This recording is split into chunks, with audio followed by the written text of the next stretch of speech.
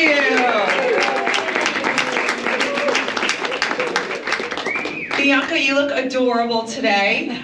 So good to see you, back in tennis mode. You're not exactly back on the court yet. I know you're recovering from a back surgery. How is everything going? When can we expect you back?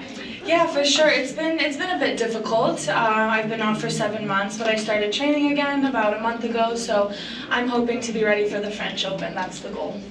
Excellent. You see, you heard it here first. She's hoping to be back by the French Open. Are you able to play some practice sets or just do some real intense training right now?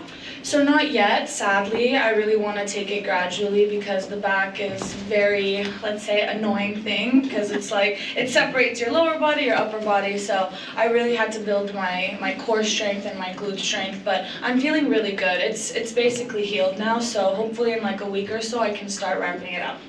All right, well, we look forward to that. I know you've been here for a couple of days now, playing in Indian Wells Tennis Garden, tennis paradise.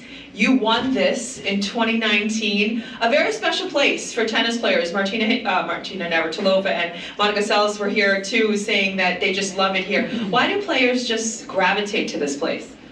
I mean, the view says it all. It's so beautiful here. I mean, the weather nowadays hasn't been the best with the wind and the rain, but at least you have some nice greenery and some flowers, which is nice. But I mean, everyone says it's the fifth slam. It's such a beautiful place, and the atmosphere is great. The fans are amazing.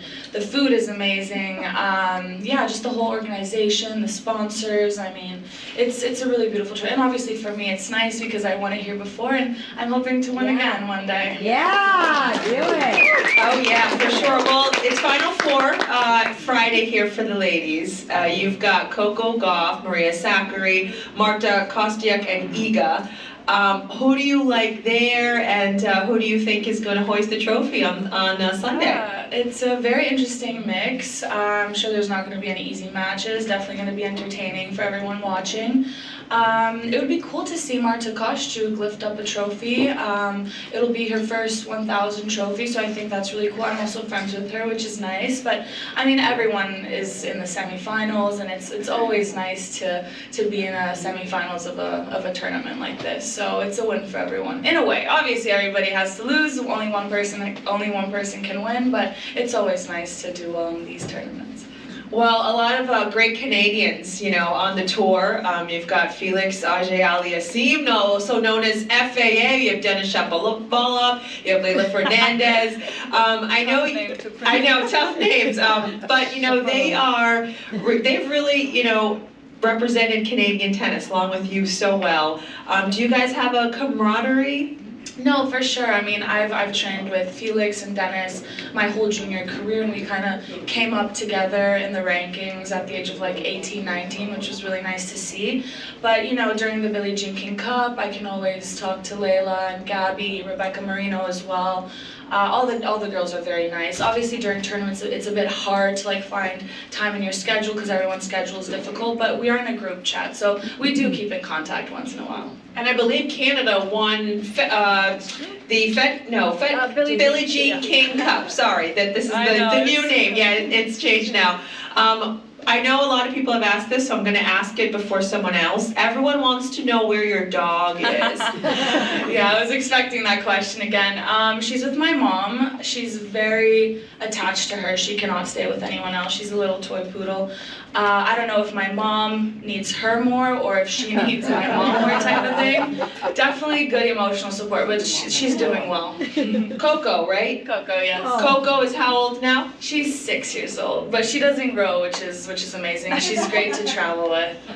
All right, well, we hope to see Coco very soon. I'm going to open up to the floor now for you guys to ask BB some questions. So if you have a question for Bianca, please go ahead. Curious as to where you got the nickname BB.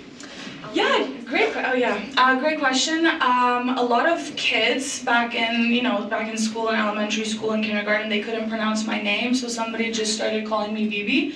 I was getting Bianca, Bianca, all different types of stuff. So everyone just started calling me BB because of this one kid. And then my mom started calling me BB too, and then it just became a thing. So I was like, okay, I'm gonna use it. It's cute. It is cute. Very cute. All right. Did you have a question? Oh, I have a question, yes.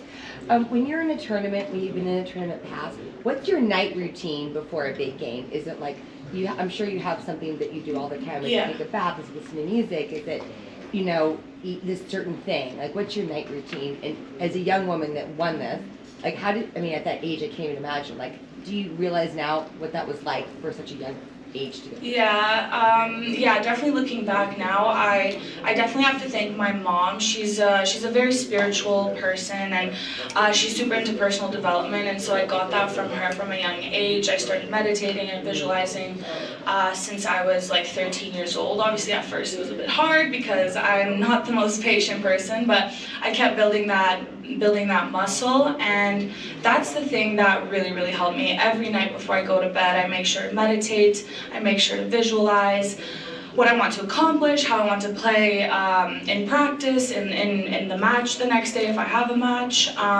So I think that's like the key thing for me. I'm not the most superstitious person other than that. Like, I cannot go a day without meditating. So that was my number one tool. Well, I have one question about the meditating thought, because she is one of very few women that has been able to defeat Serena Williams twice at the US Open and also in Toronto. That deserves a round of applause. Bianca, what was your mindset then, where you were so young? Did you meditate? How did you keep your poise in such tough situations like that? Definitely the meditation obviously helps because it really, like, I'm able to kind of come back to the present moment because it's so easy to think about the past and the future, so that definitely helped me. But being super young, I had nothing to lose in a way. I was super fearless, not everybody knew me, they didn't know my game, so that was kind of, I took that to my advantage. And honestly, I just said, F it, I'm not gonna say the word, but I said, F it, I'm just gonna go for it. Yeah, I was hitting some shots I never thought I could. Like, even to this day, I still can't believe that happened, but it's really nice to say that I have that under my belt. Certainly. Go ahead. Quick question. How do you feel? Are you feel strong enough? Because we're waiting for you to start Thank hitting you. the... Yeah, I do feel really good. I really do believe everything happens for a reason. I know I haven't had the easiest career because of injuries, a lot of injuries, sadly, but I'm hoping that my body at one point fully develops. I think they say 25 is for women where it fully develops, so I still got some time. I'm only 23 and I'm hoping to have a long career, so I don't want to stress too much. Yeah. Couple of more questions from this side, maybe? Okay, yes, over there. I just want to say that Canada's very proud of you. Yes, we do. Thank you so much. And this is definitely one tournament where I see a lot of Canadians. So if you're Canadian, hello. Thank you so much for all the support. All right, let's... Traditionally, tennis is not the biggest sport in Canada. It's not, no. So it's impressive that you've been able to evolve as you have. Thank you.